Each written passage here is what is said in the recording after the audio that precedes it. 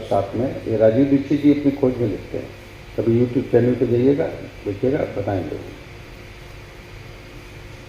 और धीरे धीरे शुरू की उन्होंने फ्री में पिलाना, और उसके बाद जो है लोगों को आदत पड़ गई, घर से चोरी करके पीने लगे। यहाँ तमाम स्टूडेंट्स बैठे हैं। इस देश में पूरी तरीके से हिंदुस्तान की नई पीढ़ी के लड़के और लड़कियों की प्रतिभा को और उनकी जिंदगी को नष्ट करने की साजिश है, कॉन्स्पिरेसी है। कभी मेरी बात पे गौर करिएगा। पंजाब में, हरियाणा में, हिमाचल प्रदेश में कभी सेना में 25 से 35% लोग भर्ती होते थे। पाकिस्तान कभी युद्ध में नहीं जीत पाया, लेकिन अफगानिस्तान से तमाम प्रकार का नशा ला करके, ड्रग्स ला करके पाकिस्तान ने सप्लाई किया। आज वहाँ का 70% नौजवान नशे में झूम रहा है। जहाँ अच्छी खेती होती थी वहाँ खेती आज बिहार और झारखंड के लोग आके कर रहे हैं। जहाँ तमाम स्पोर्ट्स में, एक्टर में, हर क्षेत्र में जहाँ निकल करके आते थे, आज सेना में वहाँ केवल 5% लोगों को भर्ती हो पा रही। यानी उस क्षेत्र में सेना में भर्ती होने वाले नौजवानों को कमज़ोर कर देने का क्या काम किया पाकिस्तान की तरफ से जो नशा आया।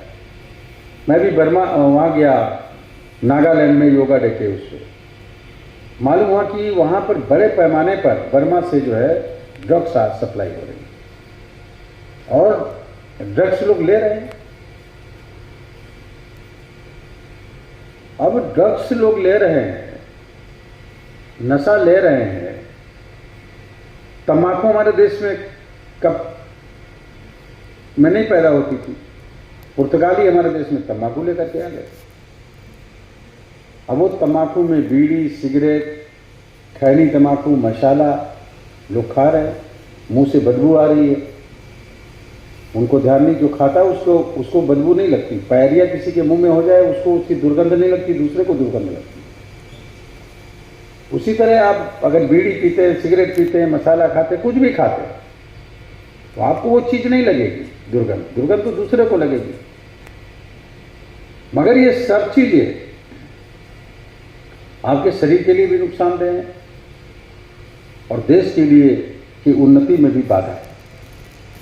माँ बाप पढ़ाते लिखाते हैं इसलिए अपना पेट काट कर बच्चों को पढ़ा लिखा करके इसलिए अच्छा बेहतर बनाना चाहते हैं कि वो जो है अपना परिवार चलाएंगे, हमारा नाम रोशन करेंगे। लेकिन ये जरूरी नहीं कि आप PhD की डिग्री ले लें और उसके बाद भी आप शिक्षित कहलाएं। अगर विवेक का इस्तेमाल आप सही नहीं करते हैं तो आप साक्षर होंगे, PhD की डिग्री लेकर के शिक्षित नहीं कहलाएंगे। कबीर साहब को ले लीजिए आप। कबीर साहब पढ़े लिखे थे क्या? उनको अक्षर ज्ञान नहीं था, मगर उन्होंने जो अपने विवेक का इस्तेमाल करके जो भजन गा दिए, दोहे गा दिए, लोगों ने रट लिए, जो लिखे गए, उन पर 37,000 लोगों ने PhD की डिग्री प्राप्त की है। अभी एक पद्मश्री एक आदमी को मिलने जा रहा, उड़ीसा में मिला है, उसका हो गया है देने का, वो कक्षा 3 पास है। माँ बाप मर गए, उसने 1,000 रुपये कर्ज लेकर के कापी और किताब की, कापी और पेंसिल कलम की दुकान स्कूल में खोली, वहीं झाड़ू बारू लगाता था। कक्षा 3 पास व्यक्ति, उसने सबरी और राम पर पहले गीत गाए, ग्रंथ लिखे,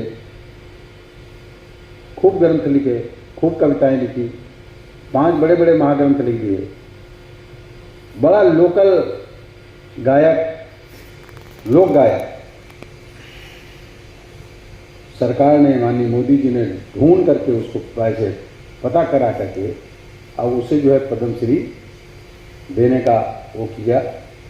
जब उसके पास चिट्ठी गई तो उसने कहा मेरे पास किराया नहीं, पोस्ट से भेज दो। आप सोचिए जरा, उस व्यक्ति पर भी सैकड़ों लोग उनके महाग्रंथ पर PhD कर रहे हैं। कौन शिक्षित माना जाएगा?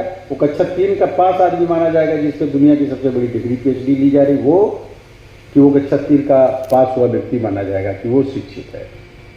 तो साक्षर बनने की जो आजकल प्रक्रिया है कि अक्षर ज्ञान हो जाना चाहिए, विवेक का ज्ञान हो या ना हो, तो अक्षर ज्ञान की वजह से इसीलिए हाई स्कूल में पढ़ने वाले लड़के, इंटर में पढ़ने वाले लड़के, ग्रेजुएशन पोस्ट ग्रेजुएशन करने वाले लड़के, पीएचडी की डिग्री करने वाले लड़के। हमारे यहाँ एमआईटी यूनिवर्सिटी है, कई प्रोफेसर मेरे पास आए और वो बोले कि भाई साहब, मेरे यहाँ लड़के और लड़कियाँ वो सिगरेट में गांजा भर के पीते हैं और जब मना करो तो लड़ते कहते तो मैं हर्बल पी रहा।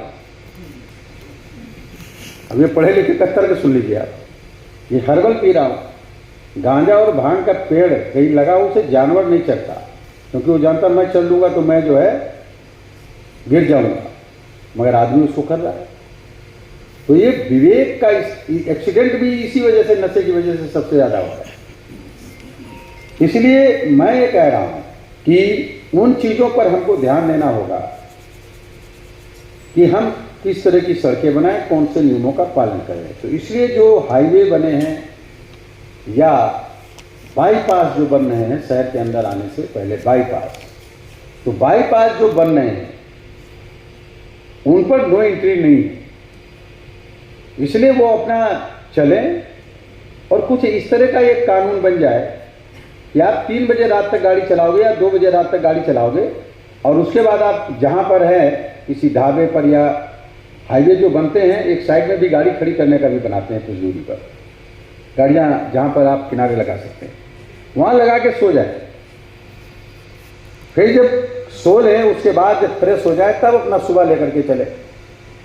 तो फिर एक्सीडेंट जो बेवजह की चलाते चलाते कहीं डिवाइडर पे चढ़ गई, कहीं नीचे घुस गई, कहीं पलट गई, ये सब घटनाएं होना बंद हो जाएंगी बिल्कुल, क्योंकि ये नींद भी उसका एक कारण है और नशा भी उसका एक कारण है। और अक्सर आप देखे हो ढाबे पे चले